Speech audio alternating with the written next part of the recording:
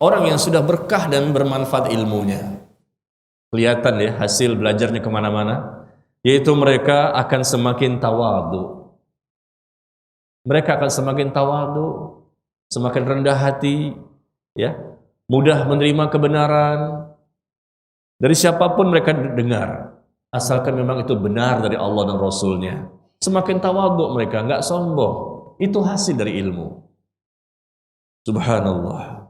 Ilmu yang dipelajari tidak menjadikan suatu kebanggaan dan kesombongan di hadapan lainnya, dan ia pun tahu bahwa salaf terdahulu lebih mulia dan ia pun selalu berprasangka baik padanya. Inilah yang keempat, indikasi ilmu seseorang itu bermanfaat dan berkah. Sekali lagi apa? Dia semakin tawadu, tidak sombong. Coba kita lihat, ini penyakit ya. Ini bukan orang awam saja, terkadang juga menimpa ustadz, atau bisa jadi menimpa para ulama. Karena mereka semua bukanlah malaikat. Mereka semuanya lah manusia yang tidak maksum, tidak terpelihara dari dosa, meskipun namanya Kiai Haji maksum. Ya, meskipun namanya maksum, maksum itu terpelihara dari kesalahan namanya, tapi orangnya tidak. Yang maksum itu Rasulullah, terpelihara dari dosa dan maksiat, dijaga oleh Allah, beda.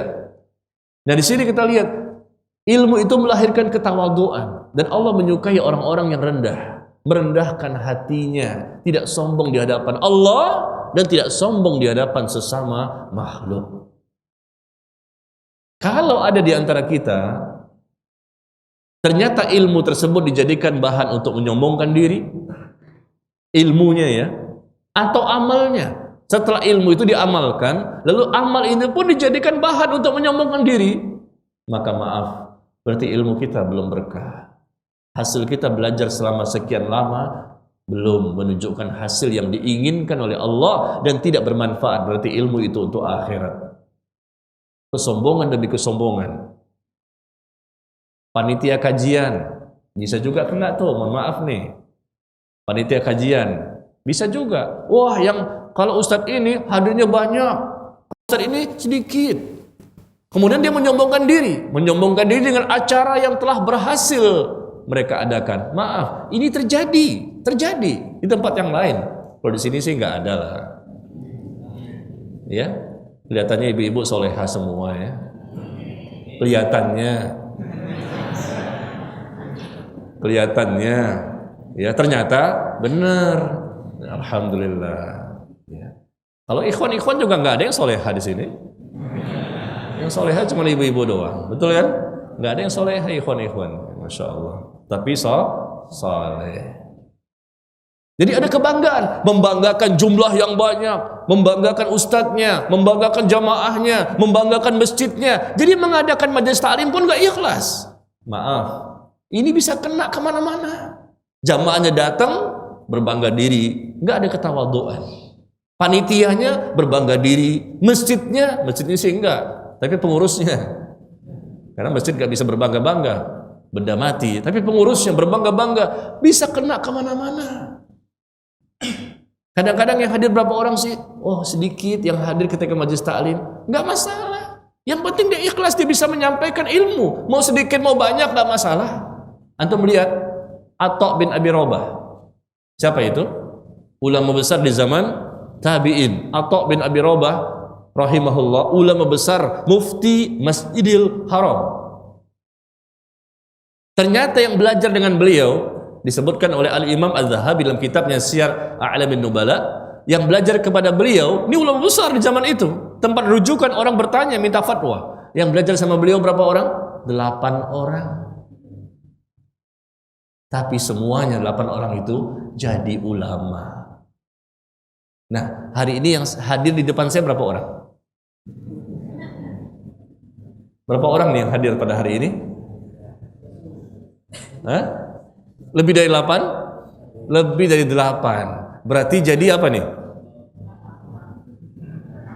Atha bin Abi Rabah cuma 8 orang, nggak banyak yang hadir. Wah, kok sedikit? Berarti ini ulamanya dipertanyakan? Tidak, semua ulama tahu dia memang orang yang soleh, ahli ibadah, ilmunya mendalam, tapi yang datang cuma 8 orang, nggak masalah dilayani. Dia tawadhu. Dan 8-8-nya jadi ulama. Nah, pada hari ini ternyata lebih dari 8 orang. Mudah-mudahan semuanya jadi apa nih? Ya, mudah-mudahan jadi orang soleh. Kalau jadi ulama semua ya nggak apa-apa, itu lebih bagus lagi ya. Tapi nggak boleh kaum muslimin semua jadi ulama. Ya, nanti yang ngurus yang lain gimana? Semuanya ulama. Yang ngurus dunia siapa? Yang mau diajarin siapa? Nggak ada yang mau belajar. Karena apa? Ulama semua udah selevel semua. Mengajar di mana? Yang datang nggak ada. Kenapa? Sesama ulama. Ya, bahaya juga kan? Ya, tapi ulama itu orang-orang tertentu yang memang sangat mendalam ilmunya. Baik, iya, jadi ia semakin tawadhu, rendah hati, dan mudah menerima kebenaran dari orang lain selama itu memang sesuai dengan perkataan dari Allah dan Rasulnya. Ya, maaf, ini masalah kita ya, masalah yang kita remeh bener nih hari ini, kayaknya kajiannya nggak terlalu mendalam ya, kayaknya gampang ini, betul ya? Saya datang kemari kayaknya saya pikir ilmunya tuh tinggi nih, nggak taunya gini-gini doang. Tawadhu, saya udah tawadhu. Ikhlas, saya udah ikhlas. Masya Allah. Cuman tawadhu doang sih udah dari kemarin-kemarin saya udah tawadhu. Ikhlas ngikutin sunnah, udah. Selalu bersemangat melakukan kebaikan, ya sudah, itu memang setiap saat. Menjauhi berbagai macam kemaksiatan, itu memang pekerjaan saya. Masya Allah. Jadi merasa ikhwan dan akhwat kadang-kadang kecewa begini doang kajiannya. Udah semua ini. Betul? Indikasi pertama, indikasi kedua, ya, indikasi ketiga, kayaknya semuanya gampang-gampang ini. Hasil dari ilmu yang dipelajari selama ini. Gimana ini? Kita harus mempertanggungjawabkan sebelum nanti ditanya oleh Allah pada hari kiamat.